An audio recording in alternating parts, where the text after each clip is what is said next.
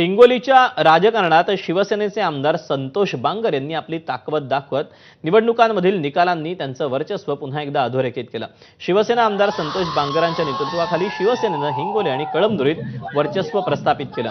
बांगरांनी हिंगोलीत भाजपकडून सत्ता हिसकावून घेत नगराध्यक्षपदी बहिणी रेखा बांगर यांना विराजमान केलं। नगरसेवक संख्येचा विचार करता शिवसेनेला 17 जागा मिळाल्या, तर राष्ट्रवादीला 10 आणि भाजपला 5 जागांवर समाधान मानावं लागलं। विशेष बाब म्हणजे ठाकरेंच्या सेनेला एकही जागा मिळाली नाही।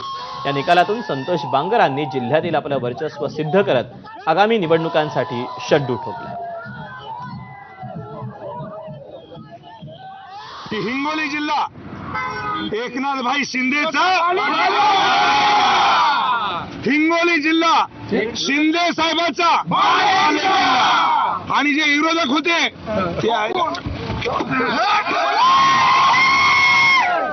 साहेब तुम्हाला निस्त्याच बेंडकोळा नाही।